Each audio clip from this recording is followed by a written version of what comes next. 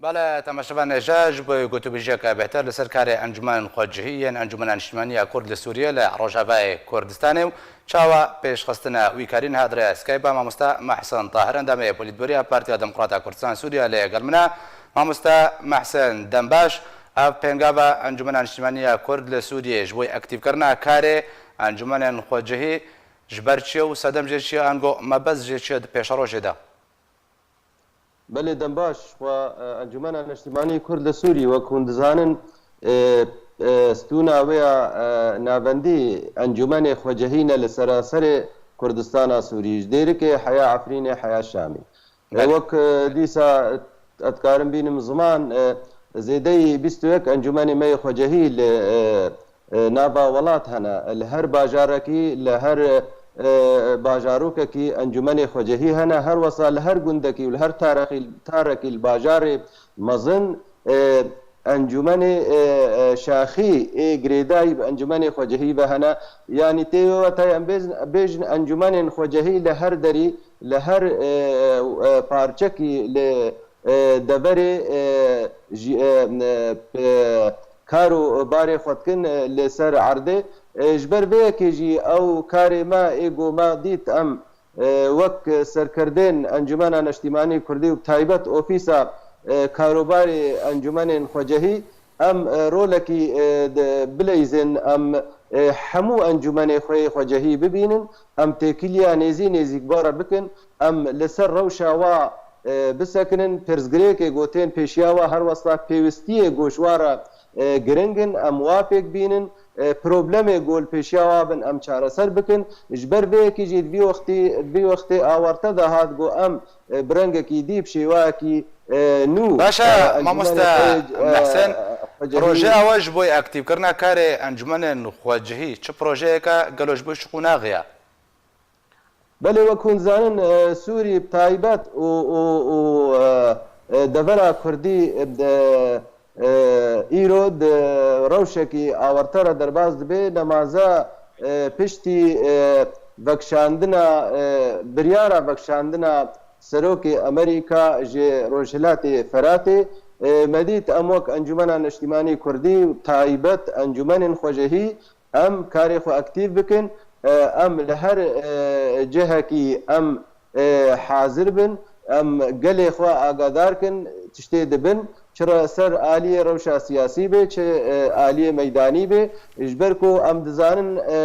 ew encûmenê menê xwecehî ewin êgo Encûmena Neştîmanî Kurdî li ser erdê û her wesa serkirdên Encûmena Neştîmanî Kurdî bi heve girê didin ji bo ev têkilî navbera jêr û jor de herdem hebe ev yek sedema dî jî wek em bêjin şwara em ev dîtinê ha nenûne ev dîtinê ha berdewamîne her meh her heyv em têkiliya ba encûmenê xwe yê xwecehî re dikin me nerawestandine em wa dibînin em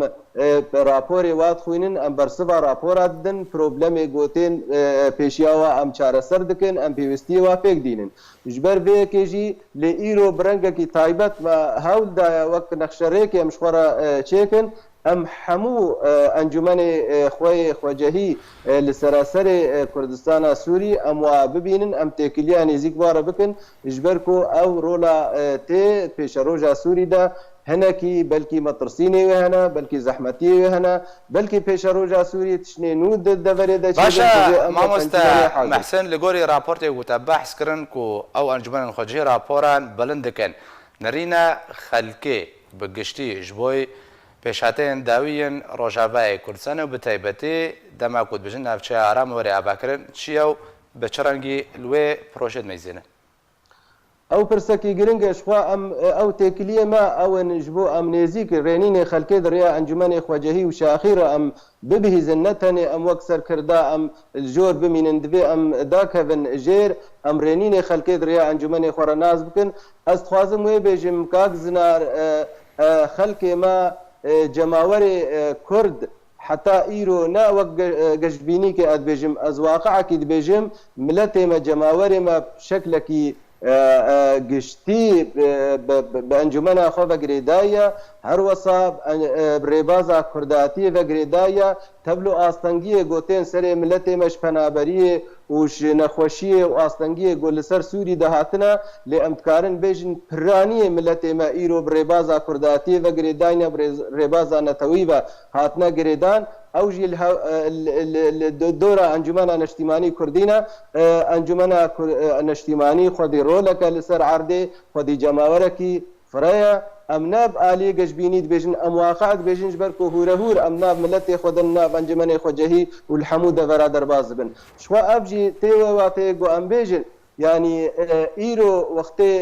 انجمن نشتیمانی اکتیو به انجمن خجهی پی و گریدای گول رولا خو لسر میدان رولا خو جواکی و سیاسی ناب ملت خدا او سمیانه کی گل کی مزنه تبلو با استنگیا وک امجه پیکر تبلو با زحمتی گول سر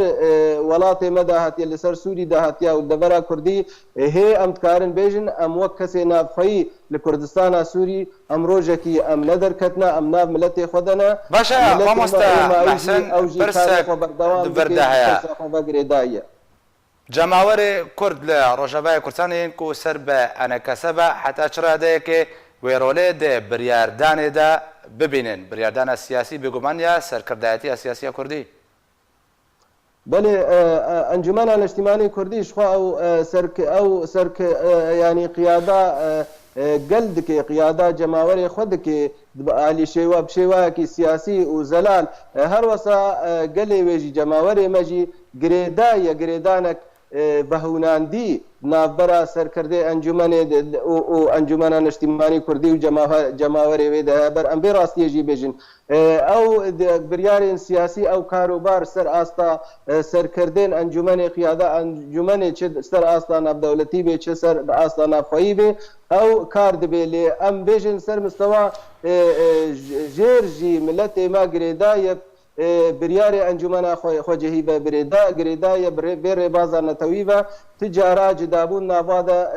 ناي انشينابي دیسا از دوباره کم کاغ زنار نه انو از وقت گشبینی کی بیجم به حقیقت او اگو امنا ملت خودنا ملت ما جماور ما کردستان سوری گریدان کیوی عاصب انجمناوی و ربازا کرداتی و نتوی به هيا اجبر بیت تمطرسین لسر جماور منینا تبلو هنک پنابری جی چیبوا بلکی گلک جی چیبوا لی ام بیجی بیجن ملت ایرو حاضر کرد ایرو حاضر جماور ما ایرو ای حاضر ای هندرو دا ای جمع ام هبرج یانا خودکن او جی تیری هنا و کاروباری پیش روز دوری ام وک انجمن اجتماعی کردی لسر چه استید بی ام تیری هنا و ام اکتیو بکن و ام کاربن پیرابن باشا گلک سپاس بو مامستا محسن طاهر اندام پلیدوریا پارتی دموکرات کردستان سوریه کدر اسکایب و لگل من بو گلک سپاس مامستا